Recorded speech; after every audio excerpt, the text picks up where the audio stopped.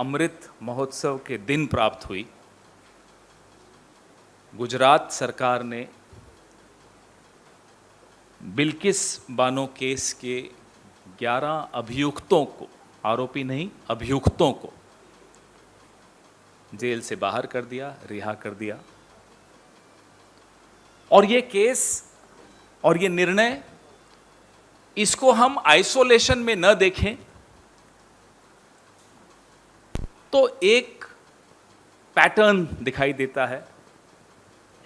Bharatiya Janata party की मानसिकता दिखाई देती है।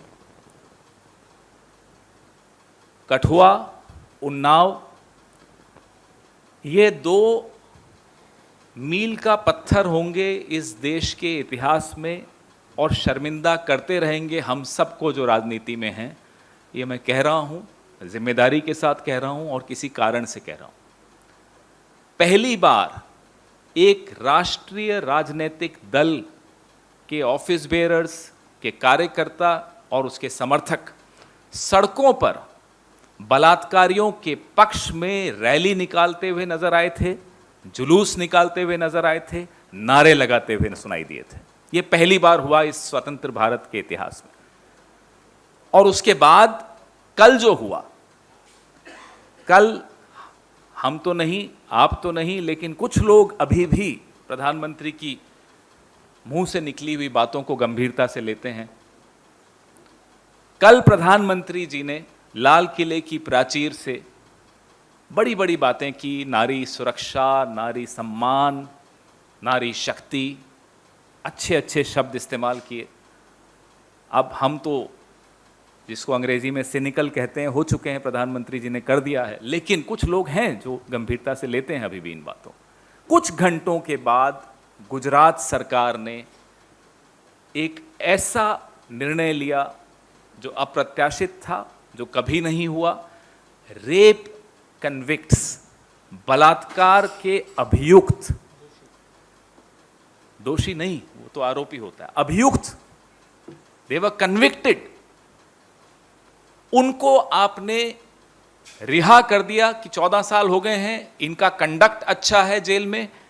और नेचर ऑफ क्राइम, ये 3 पैरामीटर्स, ये 3 मापदंड गुजरात के एडिशनल चीफ सेक्रेटरी जो गृह विभाग देखते हैं, उन्होंने कहा कल कि 14 साल कंप्लीट हो गए हैं और उनकी उम्र, नेचर ऑफ क्राइम और बिहेवियर इन प्रिजन, यह देखते हुए यह निर्णय लिया गया। नेचर ऑफ क्राइम पर ही अगर हम अपनी बात को रखें सीमित, तो क्या बलात्कार उस कैटेगरी में नहीं आता, उस श्रेणी में नहीं आता जिसमें कड़ी से कड़ी सजा मिले उनको? जितनी कड़ी सजा हो उतनी कम मानी जाती है। फिर आज हमने यह भी देखा कि जो रिहा हुए हैं उनकी आरती उतारी जा रही है, उनको तिलक किया जा रहा है, दे आर बीइंग फेलिसिटेटेड। यह है अमृत महोत्सव, यह है प्रधानमंत्री की कथनी और करनी में अंतर। या तो प्रधानमंत्री की सुननी लोगों ने बंद कर दी है, उनके अपने लोगों ने, उनकी अपनी सरकारों ने, या फिर प्रधानमंत्री जी देश को कुछ और कहते हैं और फोन उठाकर अपनी राज्य सरकारों को कुछ और कहते हैं। और यह ऐसा केस है बिल्किस बानो का, जिसमें सुप्रीम कोर्ट ने बिल्किस बानो को 50 लाख का मुआवजा देने का आदेश गुजरात सरकार को दिया था, और अभी कुछ साल पहले 2017 में दिया था। पहली बार ऐसा हुआ था। ये ऐसा ऑर्डर था सुप्रीम कोर्ट का जिससे यह साबित हुआ था कि बिल्किस बानो के साथ जो हुआ वो साबित हो गया है कि वो गलत हुआ, गैर कानूनी हुआ, उनके साथ अपराध हुआ, उनके पर अत्याचार हुआ, उस परिवार पर अत्याचार हुआ। एक 4-5 साल की बच्ची को जमीन पर देकर मार दिया, और जो गैंगरेप हुआ वो अलग। उसके बाद प्रधानमंत्री जी की हिम्मत कैसे होती है कि लाल किले पर खड़े होकर इस तरह की बातें करें?